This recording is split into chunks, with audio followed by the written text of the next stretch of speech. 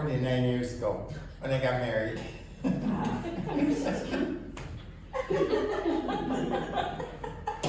Well, it was when I got married. Let's get you serious here. Well, that's when I started growing roses, is when I got married, because my wife's mother-in-law. How about you? I actually started growing them when I was roughly like 15 or 16. Oh. I actually had no interest in gardening at that time. I was in high school and had other things on my mind. But I had a neighbor who was unfortunately slowly declining in health, and she had one rose bush, and she'd asked, "Can you come and take care of it?" I said, "Well, I have no idea what I'm doing." So she just kind of very simply just kind of showed me the basics about growing roses, and then it just kind of stuck from there. I grow a few things in my garden, but the vast majority of it is roses, because that's really my interest. That's the best. Good quote, yes, correct. I took a break, obviously, growing roses when I was in college. You can't really grow roses while they're on campus. So luckily, like John, when I got married and me and my wife bought a house, we finally had property to grow roses, and now grass continues to disappear and roses continue to go in their place, which is fine by me, less time mowing lawn.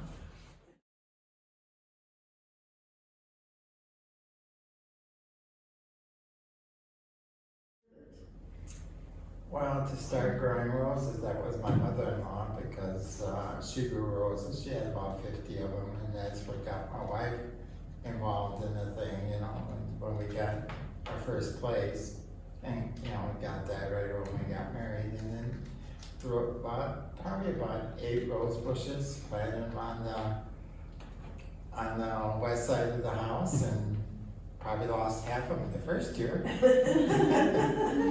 And then it was slowly just kept increasing. Now it's up to probably around 300 or so. After all, you know, like 49 years. You didn't believe me, did you? No, it's been quite a while. Like I said, we started with 8, and now there's probably around 250, 300, if not more.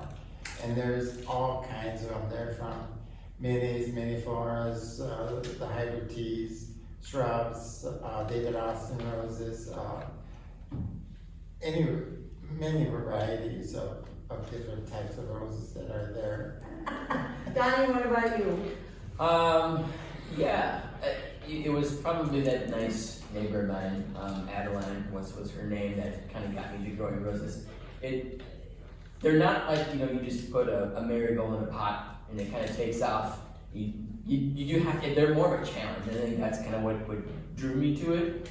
So that they were a little bit more of a challenge, and they were a little bit fussier, so it wasn't easy. So I think that's kind of what sort of drove me to them. And then once I realized just a wide variety of colors, shapes, sizes, fragrances, I think that kind of continued my interest, and kind of what moved me to want to exhibit them. One, I'm naturally competitive. Like I can't turn it off. So I like the competitive nature of exhibiting roses. But I think more importantly than that, being able to show folks who come to the rose show just the wide variety of roses that are out there. And it doesn't necessarily have to be a competition, kind of like our Rose Club Rose Show. At our booth that we have at the State Fair, I mean, we display 50 plus different varieties of roses, different shapes and colors, and it's fantastic seeing people's eyes light up and say, "Wow, I didn't realize a rose could grow with stripes. I didn't realize a rose could be in that color. Or I didn't realize it could be in that shape. It looked like a peony." No, I assure you that is a rose. So I think that's kind of what got me to exhibiting, is to that anyway.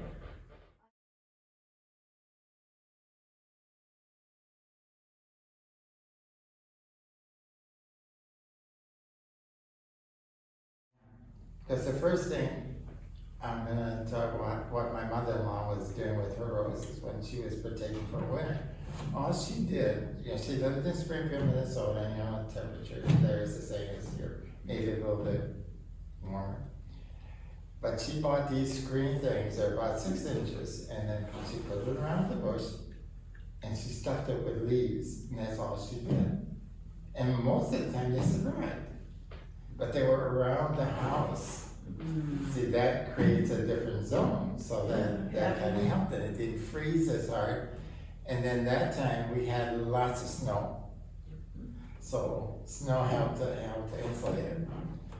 So then, when I started growing roses, the first thing I did was, didn't know any better, because I didn't belong to a club, and I just listened to what my mother-in-law told us what to do. And I just put it around the house, and I just stacked leaves around them. And then after we moved to this location here, then we got more roses. So then I put a fence around it, and I just loaded with leaves in there. Didn't do anything else, just loaded with leaves, and the snow would come and cut, insulate, and so forth. But now we're not getting that snow like we used to. Just leave it. Oh, like we used to. So that's because I still farm, and I never used to. I used to do, to get the beans out, get the fields ready, but then I would work on the roses. I would rake the leaves, and I would start burying them, cover them up. Then I would take the corn out and deal with that. Sometimes with my work, I was traveling a lot too, so I ended up taking corn out in January. So that's why I started switching things. Now this has got to quit.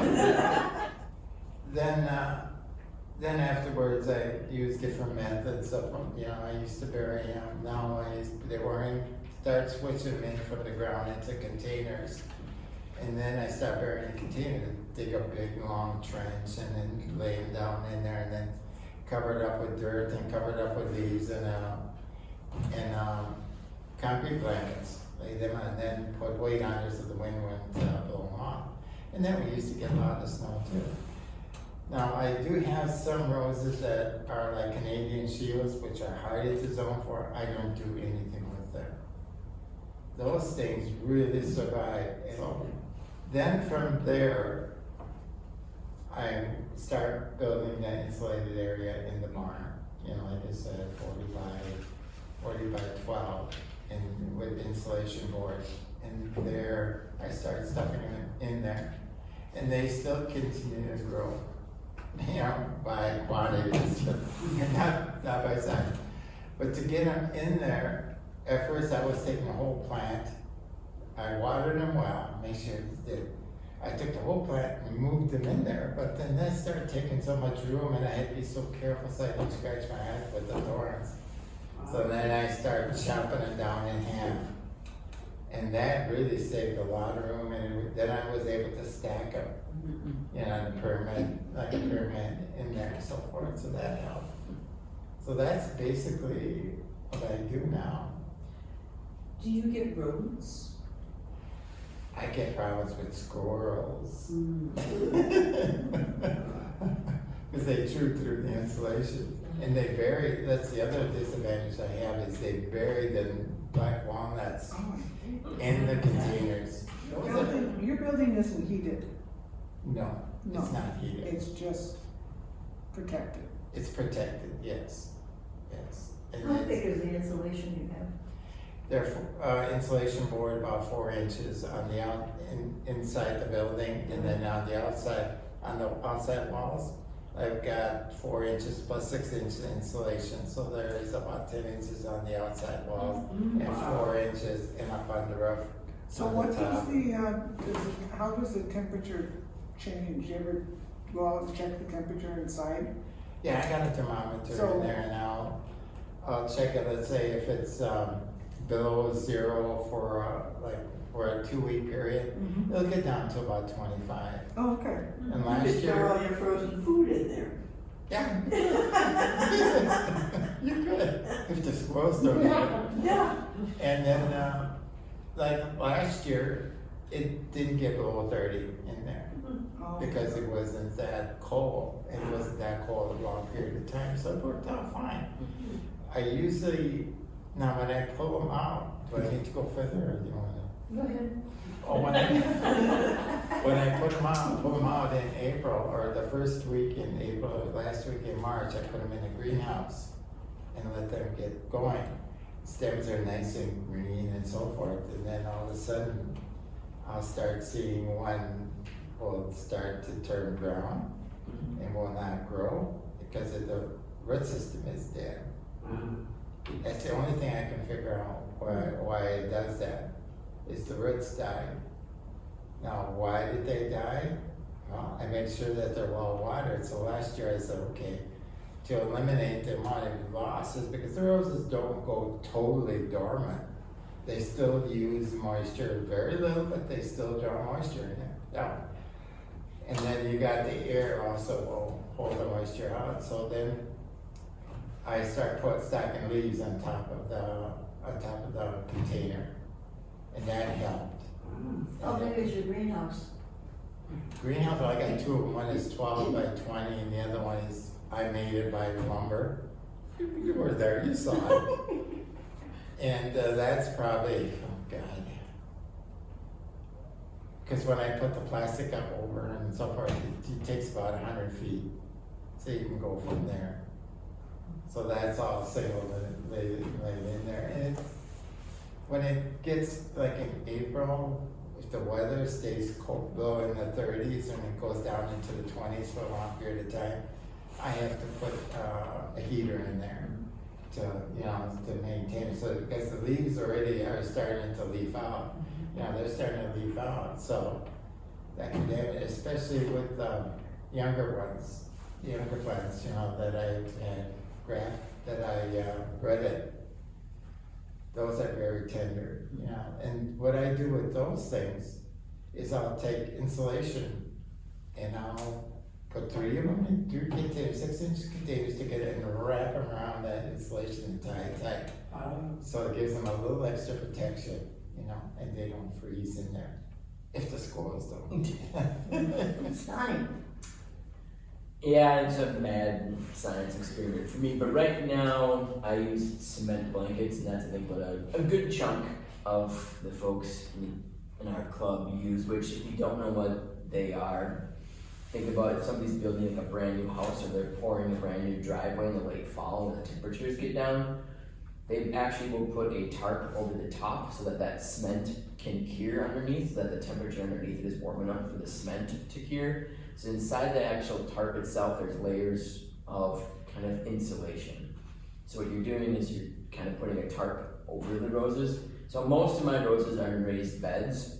So I take at least, depending how big the bed is, I take rebar in, and I take PVC pipe to kind of bend what looks to be kind of a greenhouse frame. And then I will put drape the tarp over that frame so that the snow will melt kind of off and not crush underneath. So, Is it hard to bend the rebar? No, I just hammer the rebar in, and then you put one end of the PVC pipe bend into the other. Oh, it was super easy.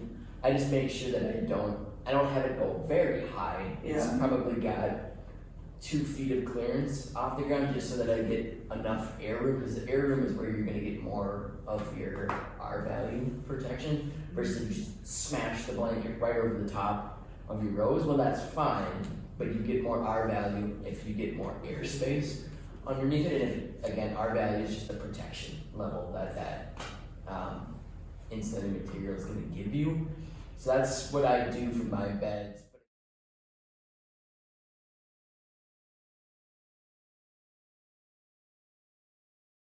But again, I grow mostly finicky hybrid teas, which if you don't know what a hybrid tea is, the ones think about kind of the catalogs, the florist roses with a very high center that spirals.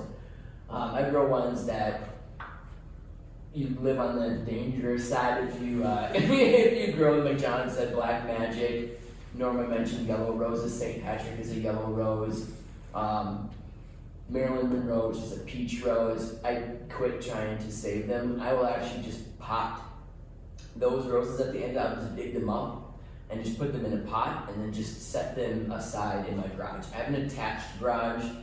It is heated, but I only keep it heated to a very low temperature, so we don't really use the heating function. It's just really only if we need it. So I will just take, because it was a losing battle after killing 6 Marilyn Monroe over the years and countless St. Patrick's. I said, forget it, I'm just gonna pot you, and I'm just gonna put you in the garage. The rest of them I will actually use the cement blankets for. Because even cement blankets couldn't protect Marilyn Monroe. I tried everything to keep Marilyn Monroe alive, but alas, it just does not work. So I've just given up and said, you're gonna have to be a different, different methodology. So I'll just put you just in a pot and just set you aside. Usually I don't have problems with the yellow ones. It's those 2 red ones are my biggest problems, you know, Mr. Lincoln and but I keep trying.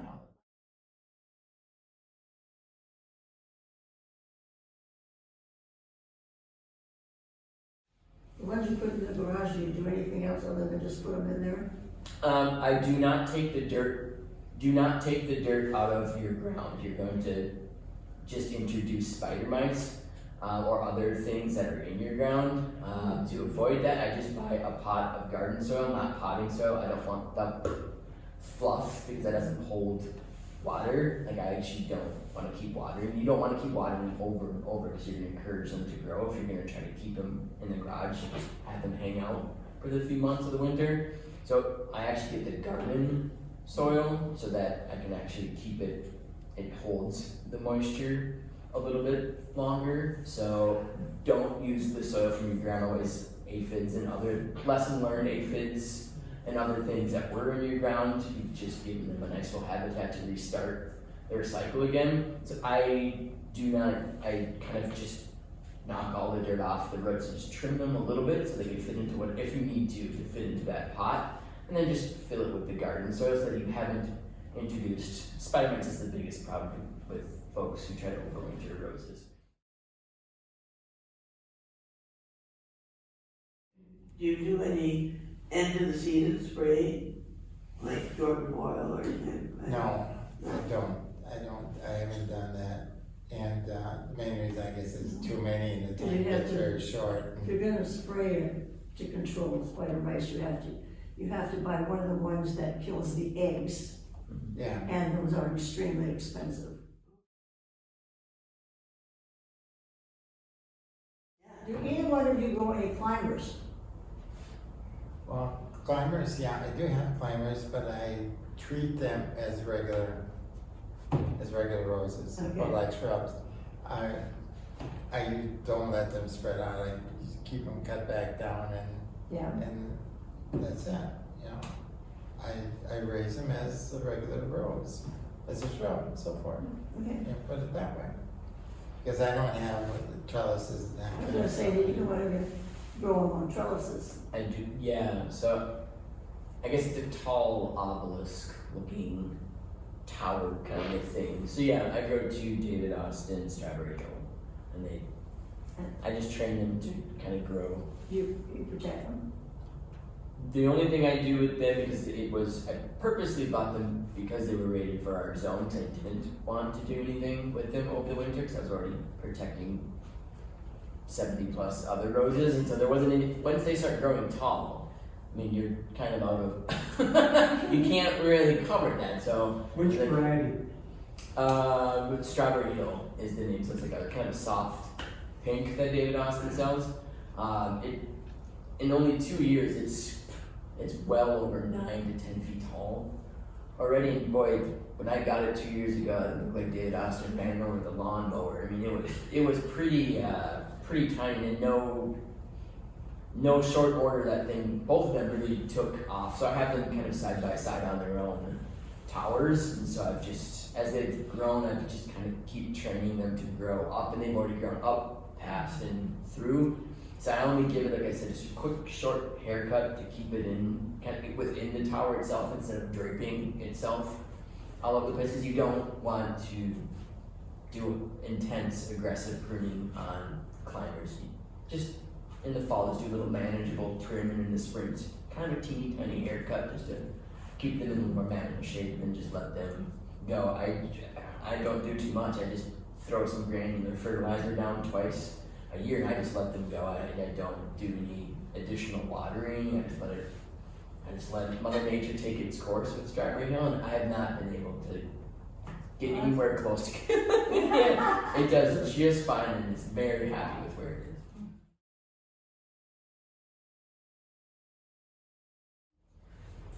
Do you have anything else you wanna tell about your winter? Did you ever try any other method, Donny, of winter protection? Yeah, I mean, I've tried, boy, just about anything and everything. The one thing, I know everybody wants to bring up cones, and cones have a bad name, but I do want to say though that cones are just fine. You just have to understand the science of the cone. So if you're going to use kind of those styrofoam cones that come out magically every year at Home Depot or Menards, they can just poof, show up right around the first week in September. You have to understand that if you just stick it right over the rows and right to the ground, you're not letting air in or out. So the problem with cones is that if you trap all that hot, warm air in there when you put it down towards late October, you can get some hot spells. The problem is that if you get temperature kind of shifts, that cone is going to create a problem because you're not getting air that's getting in there. So if you use a rose cone, fine to kind of buy them from wherever, but you're better off taking just a quick, you can use it, I used to use a drill. If you just drill a quick few holes in the top, you will allow the air to pass through. So most people will just put the cone on and stuff leaves in it. Like I used to actually just cut the top of the cone off so I could just take leaves and stuff them down into it versus trying to create that dome and shoving the cone over the top of it because the leaves they never stay put. I'm like, God, this is maddening. So if you just cut the top off and then stuff the leaves and then put it on and just drill a few holes, that's the best way to do cones. Again, that's the best way to do cones. It really depends on the variety because even if you do cones, it's still not guaranteed. So no winter method is guaranteed. I mean, I've had roses die with cement blankets too. Like I said, Marilyn Monroe, forget it, that she just would not need to live through cement blankets.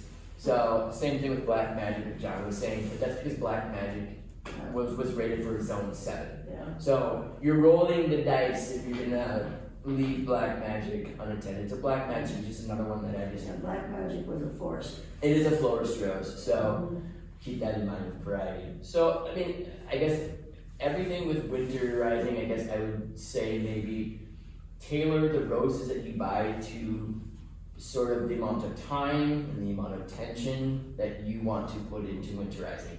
If you have no interest and winterizing sounds very tedious to you, the time has never been better in the industry for roses that have been hybridized to live in our area with little to no winter protection, and they're not just kind of a fluff, boring color. Well, I mean, we have folks hybridizing things that are every color underneath the sun, every shape underneath the sun, and I know that there are plenty of people in our club who have lots of resources on what those names of those roses are. So if you don't want to do a lot of that winter protection and you kind of just want to quote, set it and forget it in the winter, you can do that. If you really like the winterizing and you don't mind doing that, then by all means, start dabbling in different hybrid teas, different roses. But tailor the roses that you buy and you purchase to kind of, like I said, what your interest is in winterizing. In terms of time, talents, and abilities. Make sure to tailor that. And again, we're zone 4A and 4B. So that's the first thing I always look at when I pick a rose. What is the USDA zone? Because you're going to be in trouble because all the prettiest roses tend to be 7, 8, 9. So again, look at the USDA hardiness zone and let that tell you what you should do for winterizing. 5s, even some 4s, you're going to have to do probably some type of protection on that. But it's always an experiment. When you plant your roses, do you plant them deep? Yes. So it looks so weird to start with. Like John's talking about own root, meaning it kind of looks like an annual plant. where the plant's coming up from the root itself and it's growing on that. Roses can grow that way, or else they're grafted, meaning, if you want to get into the science of it, there's another rose with a variety you purchased, got plopped onto the side of it, and that grows out of the side, and they hack off the top of the variety that they attached on the variety you purchased. When you stuff it into the ground here, I will always make sure the crown of the plant, which is kind of, I guess, that little round, little middle part of it, I make sure that's at least 2 to 3 inches into the ground. So it actually kind of, when I plant them, it kind of looks like these little branches and canes are just kind of sticking out of the ground. So it kind of looks like spider tentacles kind of coming up. But as it grows taller, it starts, and you let it grow into a bush, it looks more like a rose bush. But right away, when you plant it, it does kind of look weird. And I'm sure folks from California or Florida say, what are you doing? Because a third of the bush is already is under the ground. Yeah. Well, that's the same thing with the containers. I try to put my bud unit down 2 inches to cover. Yeah. That's the most sensitive part of your Yeah, plant. That's right. it's right there. Oh yeah. So back to the climbing roses, I bought a fruity petals. Oh. I believe it's zone 4, and so it's in the ground now. But when you talked about climbing roses, one is, well, first I have a kind of a big fence around it. My concern is about rabbits. At Bachman's, they said even rabbits might try to eat a rose bush. But what I'm wondering is, I didn't hear you say, do you put mulch around this, like my climbing rose? And then, of course, since I have, it's kind of a, is it called chicken wire? Yep. I mean, should I also put leaves inside there? Or not? You can. So, yeah, I don't do anything around the base of my strawberry hills anymore. There's mulch around it. Right when I planted them, though, I did do kind of that green, plasticky kind of a fence that you can just buy at Menards or Home Depot until it got tall enough, because the rabbits would have just, lawn-mowered and right to the ground all the canes. So I did put, to keep the rabbits away, I did just buy that green fencing, and then just took those wooden dowels that you also can buy at Home Depot or Menards, those little long dowels. I just fed them through the green, and then you just wrap it around, put it right in the ground, easy to do, and that let them grow enough where eventually I could pull it away, because once they get tall, rabbits are only going to be able to get to a certain point, and for me, rabbits are really only super active in the spring when there isn't a whole lot of sources for food, and then they want to go after my roses. Once it gets a little bit hotter outside and people start planting and things grow, they do tend to kind of go find other things and don't bug it. So I have chicken wire, it's about 3 feet high, or something like that. Yeah. So, but should I add mulch, and then is there any preferred mulch, or you said maybe no leaves? I don't need any. Yeah, I mean, I think the biggest thing with climbing roses or with any rose is if you're gonna do protection, what you're trying to protect, like John said, is really that what's called the bud union, or where we'll just call it the life source of the roses. So if you want to pile on top, if you want to put that chicken fencing, I will usually take the mulch that's already there and just Well, I don't have any mulch. What So kind of mulch do you recommend? any kind of mulch. I have Wood chips. wood chips don't really do much. You wouldn't want to do that with cocoa beans. No, you do not want to do cocoa Because beans. you get a Right. very high temperature in there if you Right. do that with cocoa beans. I like to get mulch that kind of clumps together more. Like if you get kind of the smaller the mulch, the more wind and rain kind of blow it all over the place. I like mulch that's a little bit longer, because when it rains, it kind of sticks together and pushes down. And do you keep the mulch a little bit away from the actual, No, I put you it, can even touch the rose, kind of the stem or other plant? For winter protection, I would probably just take the mulch and just kind of make a mound, kind of just right up. Well, how high? How high is it? Oh, I don't know that you probably got to go any more than probably 2 or 3 inches, kind of. Oh, just 2 or 3 inches Just high. 2 or 3 inches, because the life source of that rose with the bud union is kind of right where the roots are coming up. There's that little green kind of a little stem thing. It's kind of right there. It's almost like a little circular looking kind of thing. That's what you're just trying to protect. So if you just mound over 2 to 3 inches, you can use dirt, you can use mulch, you can use leaves, you can kind of use whatever material you think you can keep and stick into place to help protect it. I will say I work in the landscape industry, and last year was one of the worst years we've ever seen for rabbit damage. Yeah, So- they forget, I almost killed one, with Marble Orange, and then the other Marble Orange, because I didn't protect them, now I will protect those.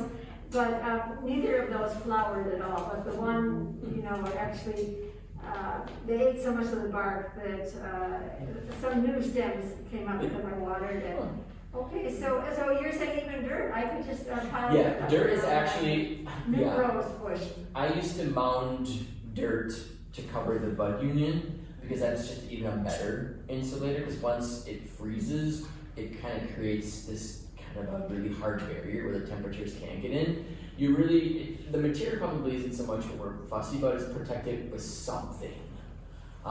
So I don't, like I said, I only spend about 5 to 10 minutes just taking the existing mulch that's around my strawberry hills and just kind of, and just having it cover just 2 to 3 inches, just have it, I just kind of clump it around the base of it and then just let it go. Like I said, I went a little extra last year and just did the burlap because they're really are growing on a obelisk, so I could just take some burlap again that I got at Menards, Home Depot, and just kind of took it like wrapping it, just went all the way up just to give it a little bit of protection from the elements. I wouldn't have had to do that. It was just fine, but again, it was in its 2nd year, so I probably will just leave it alone this year because I don't think it actually needs it, because it is rated for our zone. Would you do that shortly before frost?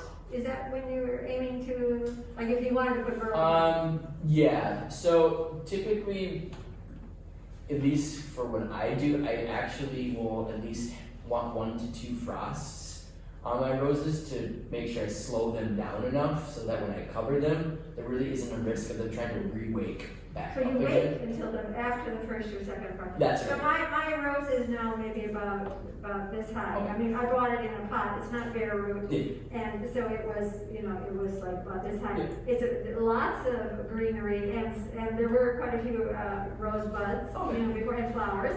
And now, but I was explaining to, I think, John, is it? Yeah. That I have it beside a fence and I put in too many trees in my backyard so that they don't get as much sun as I should. So I actually had it up on another pot and then pavers, so it got more sun. So it has grown quite a bit, but so it's very bushy on the bottom. So I wait until 1 or 2 frosts and then I do this. Yeah. Thank you very much. I appreciate that. Yep. Also, if you get a lot of, if we get a lot of snow, I throw a lot of snow on mine. The snow Yeah, is a I was really thinking of that. You just shovel the snow It's a over. really good insulator. Yeah. It's 99% air and it's It's the best insulator. I have I'm not sure how I can describe it, it's an interesting situation. I have a big arch in the backyard, and about 2 years ago, when we were selling the Generous Gardener, which is a climber, I bought one and I planted it at the base of this arch on one side. And it grew really well that first year, flowered and everything. I was terribly excited about it. And then over that winter, it seemed to just completely die. So in the spring, there was nothing there. So then I planted something else. I'm not entirely sure. It was something we sold, but I don't know. It was another climber. Well, and then I also thought it'd be nice if there was a white clematis that would, you know, be sort of twining in and out, you know. I have a monster on one side because the Generous Gardener has definitely lived. It hasn't How about moved a a lot, bull but I've feeding seen. station? How about a bull's feeding station? Well, it could be one, but it's 12 feet high. They put a jar down there with decon in it. Oh, there we go. I'll try that. Well, I'm wondering how much pruning I should do on this thing, because clearly, because of the things that have bloomed, I know there's at least three plants on that thing. And so they go all the way up to the top, they're starting to work down this side. That's what happens They when you come up wait. through the inside, so there's branches coming this way, you can duck under. Well, if you duck under, yes. And then, just because I'm so lazy, I have not gotten out a ladder for a while and tied all the branches that are coming up on the side that are going this way and need to come this way. So, should I just prune the heck out of it, or? No. I have not known climbing. I have not known climbing roses to like before they go dormant to have an aggressive prune. I would probably just give it a light haircut, to be quite honest, this fall. And then in the spring, that's when, if you're gonna probably hack at whatever, I would just let Mother Nature decide how far back you need to go, because if you have winter damage that goes to a certain point, that's where you can decide. Look at the plant and decide what canes you wanna keep and what ones you don't wanna keep. Yeah. I want to keep whatever's growing. Well, then you're gonna have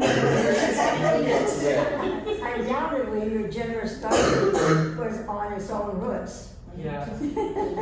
I have no idea. And you didn't wait. No, but That's what happens when you sometimes think it's dead. I was wondering, in these tunnels that you have the cement and stuff on, do you cut your hybrid keys down then? Yeah. To about how? I like to leave them a little bit longer, so I will leave probably 6 to 8 inches on the canes, and I will cut them down. So yes, and they come back. Do you throw a lot of leaves in there and stuff? No leaves.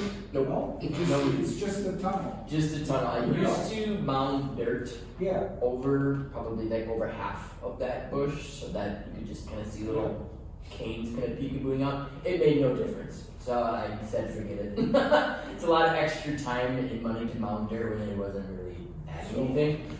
How tall do you get your roses to grow? I mean, I know a lot This is, depends on. yeah, so I let them go as tall as they'll go for me. So when I deadhead it back, like I said, John feels the same way I do. I like a rose bush that looks like a bush, not like something that's been hacked to pieces. So once, like this has been a bumper year for long, tall canes, holy man. So I'm in for a long pruning, but if it's sometime in the middle of the summer or spring, I probably will only cut it down to maybe the first or second 5 leaflet. It's not an exact size. Everybody in the row is kind of growing rows. I'll go down to the first set of 5 leaves. I don't know that really makes one boo one way or the other. It kind of, you just want to shape it for how you want it to look. Some people really want, because they have it in a very tight, compact area with lots of competing things, they are like, they're gonna chop that thing up to make it fit. If you don't need to do that, you want it to kind of grow up and tall, it's just kind of down to maybe the first or second set of 5 leaves. What about Good. the canes? Same thing, I'll just bring them down to the Like if I have like a 5 foot tall Yeah. Mr. Lincoln, Oh, you're yeah. saying cutting it down? Oh, I can't yeah, let I only do that for when I put them away for the fall. Yeah, that's what I'm getting. Yeah, so I will cut that thing, yeah, correct. That whole, Down to yes. 6, 8 inches. That is correct, yes. And by first bloom in the end of June, they've already gotten back to That- how oh, yes. tall? About half that size. Generally, your biggest canes, because you've gotten the full summer worth of heat and growth, you'll get those big tall ones towards the end of August or so. But the idea is by cutting them down that far, you're actually promoting more growth. So by cutting them down to be that 6 to 8 inches, you're telling the bush when you come back, keep going. Whereas if you kind of leave it at that, then you just kind of said, no, leave it. So again, you're promoting by deadheading and by cutting down, you're promoting more Yeah. to come out. And just make sure they're well watered, strip the leaves off. Really, you said all Yeah. the leaves Oh, yeah. off. Correct, yeah. Yeah, well, not on the shrubs, Yeah. not on the shrubs, because those are hard to strip off. Like, Yeah. I try to do as many as I can None of the shrubs. on the Oh, shrubs. well, good thing you said that. But on the hybrid tree forbundas, the minis and all those, I strip, but the shrubs, yeah, they're hard to, that's almost impossible. You know, if you got the, so forth, but, Is it too early to let them form hips at this time, or? No. Should have let them form Yeah. hips right now? Yeah, if you're gonna have them grow, it's a good practice to do. I mean, but you can certainly cut and enjoy your fall roses. Like, there's a lot of enormous, so there's many different schools of thoughts on whether or not you should prune at the end of the year or just let them kind of grow hips. The idea of growing hips is you're trying to tell the plant, slow down, no more growth, go to bed, because again, what the plant's trying to do is once it blooms, it wants to pollinate, then it wants to grow the hip, and that's its cycle. So if you keep cutting it off, you tell the plant, oh, this one didn't work, try again. I mean, the temperature one is gonna slow your bush down for you, but so is the lack of, like the shorter days are also gonna tell the rose slow down. So it's not just the growth of that hip that's gonna tell your plant and give it a signal, no more, slow down. So you can, because that is one way to kind of slow down that explosive growth that's happening right now. So Yeah. by all means, if you're not gonna cut the rose off and put it in your house, let it grow if it pollinates. But if it doesn't pollinate, it gets that kind of weird moldy brown kind of, Yeah. and you'll just have to cut that anyway, so. Oh, okay, Yeah. yeah, that's right, yeah, they're not plumbing hips, but they're getting that brown kind of moldy. Yeah, just cut that off, but that just means that something didn't pollinate it, and so it wasn't a successful production of seed. Do you I always get the things where only the mouse will fit in case some cat gets under there, but I always put mouse or vole poison underneath my pumpkins.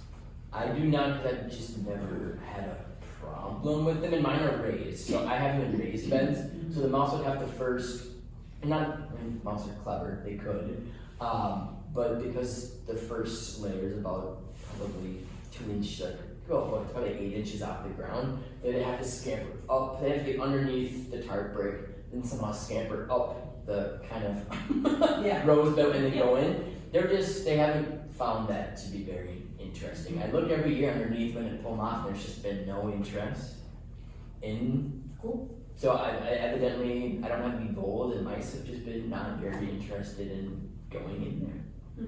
So I do not, but most everybody else does that I know.